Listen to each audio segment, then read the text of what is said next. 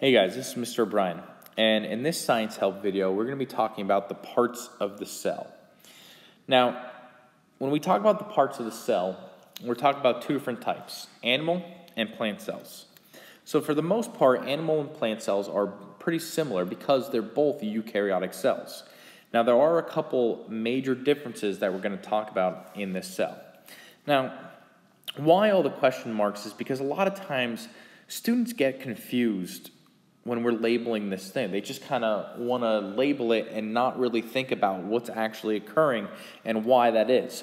So in this video, we're going to give you some tricks to remember this, and hopefully you're able to remember all the parts for your next quiz.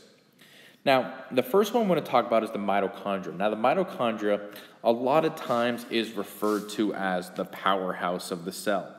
Now, why I don't like to refer to it as the powerhouse of the cell is because you guys don't actually know what that means. Why do we call it the powerhouse? We call it the powerhouse because it produces energy. And it produces energy in the form of ATP, which is adenine triphosphate. Now, ATP is our high energy molecule inside the cell. And the mitochondria is the site where ATP is produced, also known as ATP synthesis. Now, when we look here, the mitochondria really looks like a kidney bean, and they're much more prevalent in the animal cell. So the cell on the right is an animal cell, and you'll often see these folds inside of the mitochondria. These folds, what they do is they increase surface area to increase the amount of ATP that's produced. Now remember, mitochondria occurs in, or is much more prevalent. There's many more of them in animal cells because this mitochondria produces ATP during what's known as cellular respiration. All right? And again, ATP is a very, very important molecule. Now, you will also see that there are some mitochondria in the plant cell. Now, in this case, you can see they're much smaller. Now, why they're smaller is because ATP synthesis is not quite as important in a plant cell as it is in an animal cell. Now, the next one we have to talk about is the endoplasmic reticulum. Now, the endoplasmic reticulum, there are actually two types. We have smooth ER, which actually have no ribosomes attached, and we have rough ER, which have ribosomes attached. Now, again, why they call it rough is because the little ribosomes, they allow it to give it like a rough texture. Now, what the endoplasmic reticulum does is it moves and modifies proteins in the cell. So what happens is the proteins, the proteins are made in the nucleus, or the instructions for them are made in the nucleus. They're then sent to the ribosomes, which then go to the ER to be modified. And from the ER, they actually go to another organelle called the Golgi apparatus. So the ER is, as you can see, the ribosomes attached, located throughout the cell. Now, usually, it's associated just outside the nucleus. Now, in this case, it's not quite the case. Again, we have two types. We have smooth and rough, and in both of these scenarios, the endoplasmic reticulum is a fold pattern. Now, as you can see, there's some smooth ones that I'm circling right now, and some rough ones which I'm pointing to with the arrow. The cell membrane is a very important molecule, and the cell membrane is what's known as phospholipids, and it's designed in what's known as a phospholipid bilayer. So in this case, phospholipids are arranged with the tails facing in and the heads facing out because of the way that these molecules associate with water. This is what's known as a bilayer, or a phospholipid bilayer. Okay? So again, two layers that you see there. Now the cell membrane, what it does is the bodyguard. It controls what enters and leaves the cell. So in other words, if something is something is soluble, it's going to be able to go in pretty easily. If it's not, it's going to get stopped and it needs some sort of transporting mechanism. So in a plant cell, actually, the inside layer of just inside of the cell wall is actually the cell membrane. Now, in an animal cell, the cell membrane is the outside covering. And that outside covering is what protects the cell and lets certain things come in and out. So as you can see, just on the inside of the cell wall and also the main outside covering made of phospholipids. Now, lysosomes are only in animal cells. If I could write, in animal cells. So they're only in animal cells, and these lysosomes are pretty much the garbage men. They contain enzymes, and they're pretty much these little vesicles. And inside of these vesicles are these enzymes. And what these enzymes are responsible for is when something is dying or a part is broken in the cell, these enzymes break that part down and help recycle those parts back into the body. So lysosomes, like I said, are the garbage men or the recycling center. Now, the lysosomes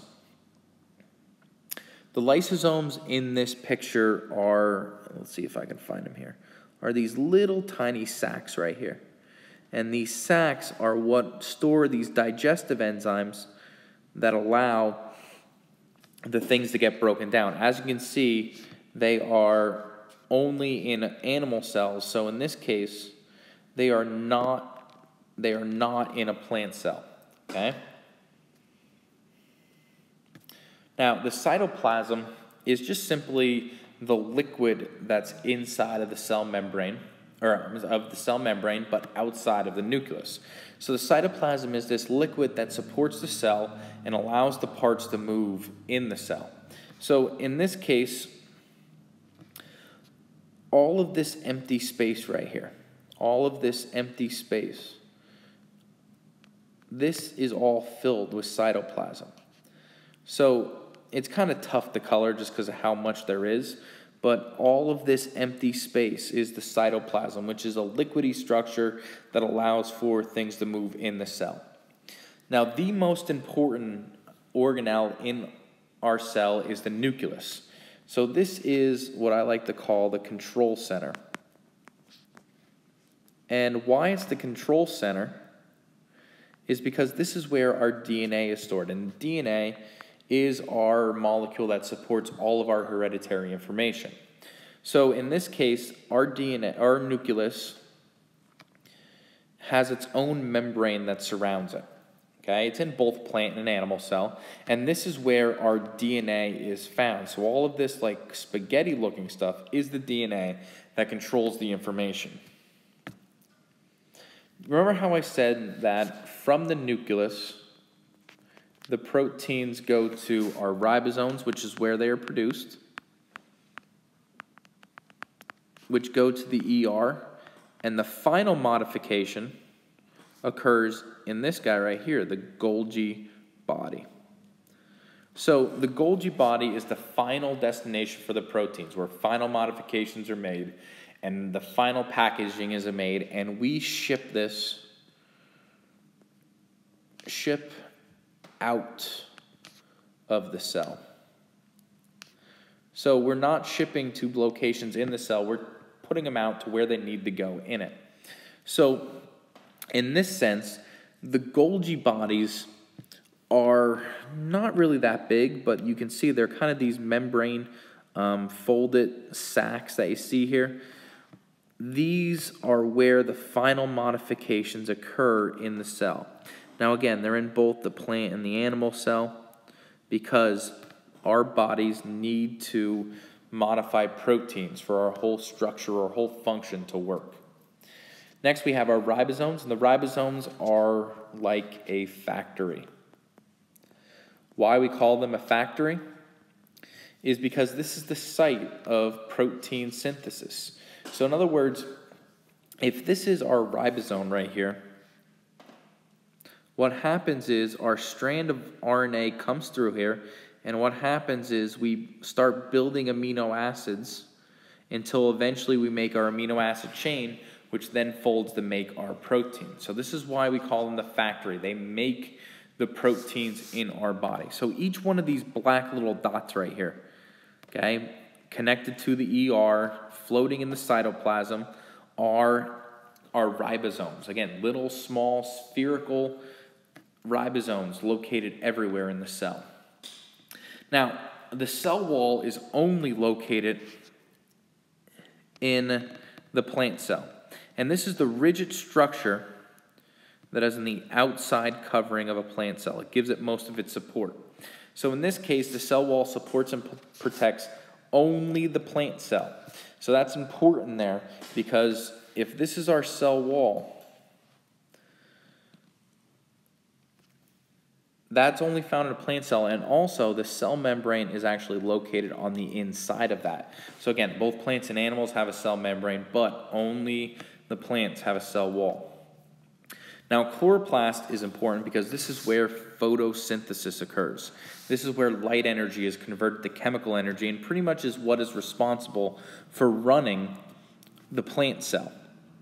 So in this case, you'll notice that the chloroplasts are much bigger than the mitochondria in the plant cell. The reason for this is because this is the primary mechanism in the plant cell. Now, there are no chloroplasts in the animal cell because they do not perform photosynthesis. So again, only in the plant cell.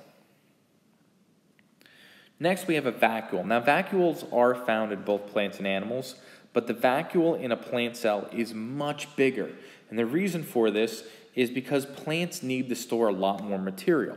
So this big open, what looks like open space, but is really just a storage mechanism, is the vacuole in the plant cell.